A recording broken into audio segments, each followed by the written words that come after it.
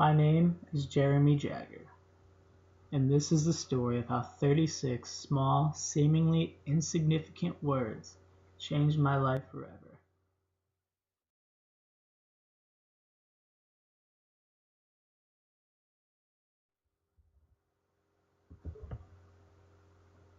Words have power.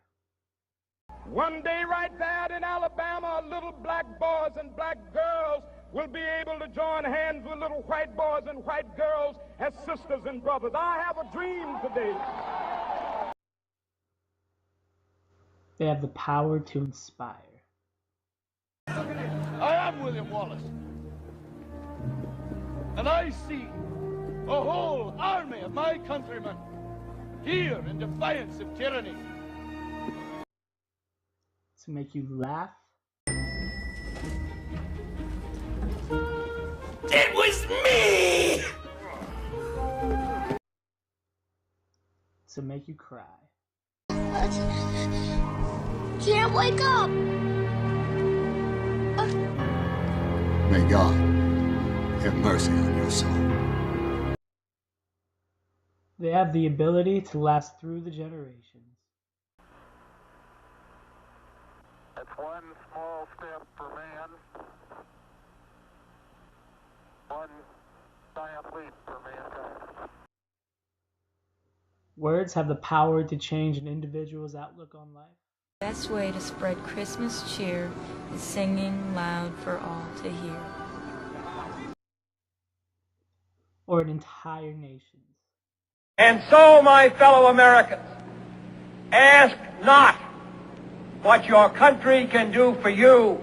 Ask what you can do for your country.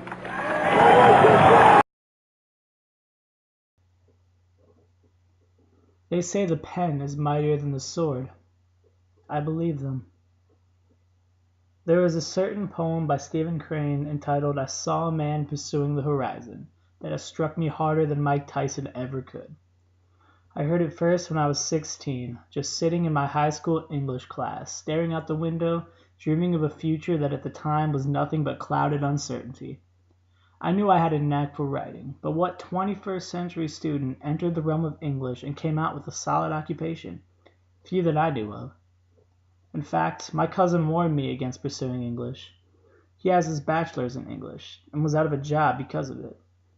As these thoughts rolled through my head and the sun lulled in the sky, Dr. Stahl, my English teacher, handed out the Stephen Crane poem to the class.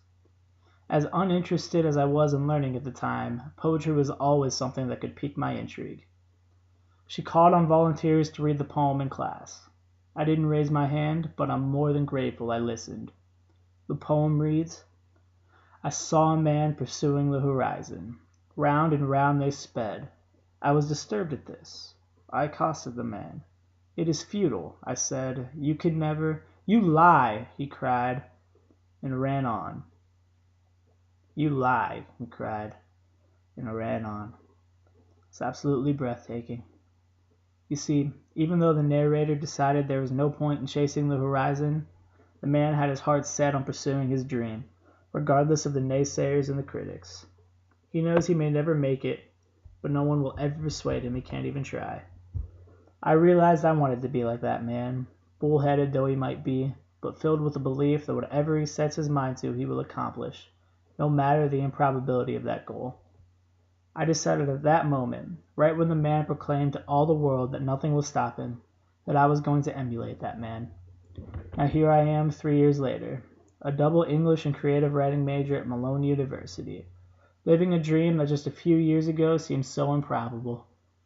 Believe me when I say that words do have power. I know from experience. 36 of them proved to me that anything could be accomplished, no matter the amount of doubt thrown at you from all angles of the world.